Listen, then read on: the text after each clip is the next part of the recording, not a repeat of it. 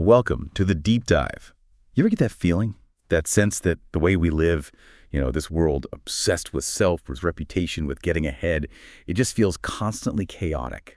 Like it's all a bit mad. Today we're doing something interesting. We're bridging, almost 2,000 years, different continents to look at two thinkers who might offer a way out of that exact feeling. So what could an ancient Chinese philosopher, Zhuangzi, from the Warring States period, possibly have in common with a modern German sociologist, Niklas Luhmann, from post-WWII Europe? It's a fascinating link, actually. They both offer this really radical solution.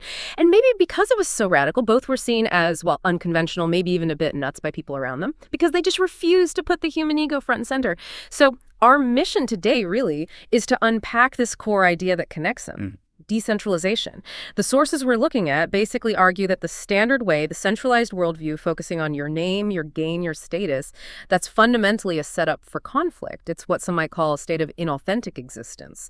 It just generates chaos. Right, that constant striving. Exactly. And Zhuangzi and Luhmann, they offer a path away from that.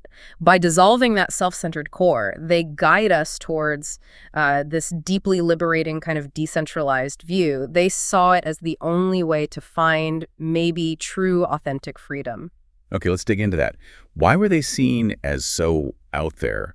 You mentioned madness. What were they actually saying that freaked people out so much? Let's start with Zhuangzi in the East. His radicalism was maybe more internal. Of course, everyone knows the butterfly dream, right? Am I a man dreaming I'm a butterfly, or a butterfly dreaming I'm the man? That really shakes up the idea of a stable self. It does, but his really shocking claims, I think, were aimed right at what society considered a good life. He basically slammed the whole pursuit of reputation and status. How so? Well, he argued that conventional morality and specialized knowledge, DUZ, he called them, are actually like ominous instruments, dangerous tools, basically. Dangerous tools. Why? Because, he said, they're what people use to slaughter and contend against each other. They're weapons we grab to push our own little ego-driven view of things as if it's the whole truth. He was really calling out the core of that inauthentic way of being, using the rules of the game to climb up, only to realize you're trapped. Like the bird in the cage analogy he uses. Precisely. Warning against chasing wealth or fame. And his reaction to his wife's death, that's the ultimate taboo breaker, isn't it? Being found singing and banging on a tub instead of weeping.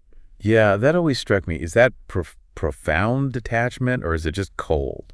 Doesn't that risk cutting us off from real connection, real grief? That's the key question, isn't it? From Zhuangzi's viewpoint, the usual performative grief is the ego clinging on, refusing to accept change. His wasn't indifference, the argument goes, but acceptance. Accepting the natural flow of things without letting his ego inject unnecessary suffering. It's framed as an act of authentic freedom from the role society expected him to play. Okay, so that's the Eastern madness. Now, jump forward 2 millennia to Germany. Luhmann comes along and delivers a similar shock to the Western ego, right? Challenging this idea that humans are the center of everything, anthropocentrism. He really did. Luhmann just flat out stated, society has no people. Humans, our minds, our bodies, we aren't parts of the social system. We are its environment. Whoa. Okay, hang on. No people in society. We're just the backdrop. Yeah. It's incredibly counterintuitive. Right. If I'm talking to you now, isn't that me? A person in the system? Well, according to Luhmann, no. Structurally, he's kicking the human being out of the center. He breaks it down. Your mind, your consciousness, that's what he calls the psychic system. It's separate from your body, the organic system, and both are separate from the social system, which is purely communication. Okay, separate systems. And crucially, he says your psychic system, your thoughts, is closed. It's operationally closed. Your thoughts can't be directly transmitted. Mm-hmm. Only communication can generate more communication. So my thoughts can't actually get into your head? Nope. Your consciousness can only, as Luhmann put it, irritate the communication system.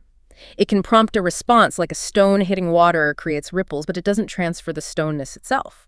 The conversation, the social structures, they run on their own internal logic. They're self-reproducing, closed systems. He called it autopoiesis. Autopoiesis, self-making. So like a political debate online just runs itself. And my brilliant righteous comment is just noise irritating the edge. That's humbling and kind of terrifying if you believe your opinion should change the world. It completely decenters the individual agent we usually imagine is in control. Okay, this is where it gets really interesting, connecting them. If both rejected that self-centered, that centralized view, the view tied to what we called inauthentic existence, what's the deeper philosophical engine driving them both? For Luhmann, it was absolutely this structural decentering. His whole general systems theory, the GST, was explicitly built to ditch the idea that the person or even consciousness is the subject, the center point of society. He breaks the individual down. You have roles you play, you have your body, you have your closed-off thoughts.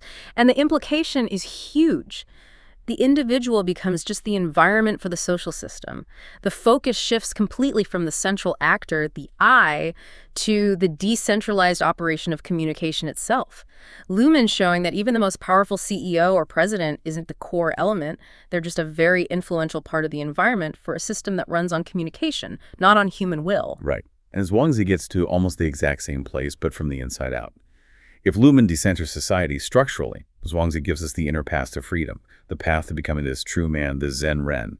His main tool, his mechanism, is Wu Sang Wo, I forget myself, or the losing of myself. It sounds passive, but it's this active letting go of that conditioned, conventional self, the one always striving for status, for validation, the inauthentic self. And by dissolving that ego, that's how you reach true freedom. Zhao Yao Yu, that sort of effortless wandering. That's the beautiful connection. Luhmann gives us the external systemic critique.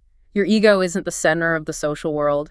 Zhuangzi gives the internal spiritual practice. Your ego isn't the true core of you. They're tackling the same problem from different angles. Both challenging this idea that the limited, striving human I is the be-all and end-all, which, if we follow that Heideggerian thread, is the very definition of inauthentic existence.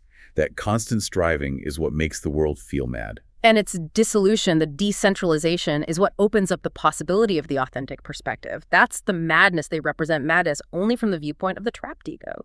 So let's bring this home. What does all this decentralizing mean for us, dealing with the constant feeling of conflict, of anxiety today? If the centralized self leads to this mad world, how does decentralization offer hope? Well, it directly tackles our two biggest anxieties, doesn't it? Conflict, the endless fight over right and wrong, and mortality, the fear of death. Let's start with conflict. That feeling of needing to be right. Zhuangzi called it shifei jishin, the heart, or the mind, obsessed with right and wrong. People are constantly battling, using their knowledge, their power to force their partial view onto others. That drive to be right is like the ultimate expression of the centralized, insecure ego. And Luhmann gives us a tool to deal with that, you were saying. He really does. Just knowing his core point, that communication isn't a clean transfer of messages, that the sender isn't the boss, that there's no guaranteed mutual understanding, it changes everything. It means shouting your rightness into the void, say, on social media is, it's fundamentally pointless if your goal is pure transmission of truth. Because the system just reacts to the irritation, not the content itself. In a way, yes. It processes the communication according to its own rules, not yours. Realizing this can be incredibly freeing, you can stop wasting energy in those unwinnable battles for validation and focus on your own authentic path, whatever that might be. That reframes so many arguments. It makes you question why you even engage sometimes. And Zhuangzi offers a practice for this, doesn't he? Sitting and forgetting Zhuo Wang.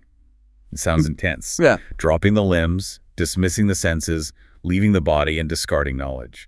It's like a complete internal shutdown of the usual striving self. It's a radical decentering. By letting go of the body, the senses, and crucially, that knowledge used for contending, you can face conflict without being hooked by the need to win, the need to be right. It allows for what some scholars call genuine pretending. You can still function in society, play the necessary roles, but without internalizing the inauthentic striving that usually comes with them. You engage, but you're not owned by the role. Okay, so that's conflict. What about the other big one, mortality? The fear of death, loss, separation. Luhmann's systems view offers a unique perspective here, too. He sees individual life and death as just part of the ongoing evolution of these interconnected systems, psychic, social, organic. They co-evolve. Time itself in the social system is just an interpretation, right? Based on observing the difference between past and future. So it's not an absolute. It's a construct within the system of meaning. From this decentralized view, real meaning isn't found by worrying about the future, death, or clinging to the past because you can't truly experience them. Meaning is found only in the present, living in the Deng Xia, as the Chinese might say. This decenters death from being this ultimate ego-destroying endpoint. It becomes more like a transition, a transformation within a much larger, ongoing, autopoietic process. That takes some pressure off. And Zhuangzi, again, provides these almost mythical examples of living this way. You mentioned his reaction to his wife's death. The goal is to reach a state where you can, what was the quote, abide by the appropriate time, dwell in compliance, and let sorrow and joy not enter. Right. It's about flowing with the natural cycles, not fighting them with your ego's demands and fears. Refusing to let the ego inject artificial suffering into what is simply happening. And the ultimate goal of this path in Zhuangzi. It's profound. It's to forget even your own path. People forget each other in the way. It's the total decentering of your own identity, merging back into the natural flow. That's the pinnacle of authentic existence. A peace that comes when the self stops fighting the universe. So pulling it all together, this perceived madness in both Zhuangzi and Lumen, it really stems from their incredibly radical commitment to decentralization. They remove that self-centered human ego, the conventional I, the driver of all that inauthentic striving from the absolute center of things. And paradoxically, by doing that, they open up a space where real, authentic individual freedom and meaning can actually emerge. And it's fascinating how the sources themselves hint that we need this kind of cross-disciplinary thinking, linking someone like Zhuangzi with Lumen, because, as one text puts it, all things are interconnected. If the world truly is this complex, interconnected system. And we're only seeing it through our tiny, self-centered lens. Exactly. Through the lens of the ego that's always chasing status and gain, then we're pretty much guaranteed to live in conflict, aren't we? Stuck in that inauthentic mode. So the final question for you listening is this. If you really truly tried to forget the you that you think you are, even for a moment, what hidden truth about your own life might surface? Yeah, what small part of your life could you deliberately try to decenter today? Where could you step back from that compulsive need to be right or that chase for reputation? Just to see what happens when you move even slightly away from that inauthentic struggle and towards the kind of freedom the Zen Ren, the true person, embodies. That's a powerful thought to sit with. If you want to explore Zhuo Wang or dive into Lumen's complex systems theory, maybe the starting point is just noticing where your own ego fights hardest to be the center of its own little world. Thanks for joining us for this deep dive.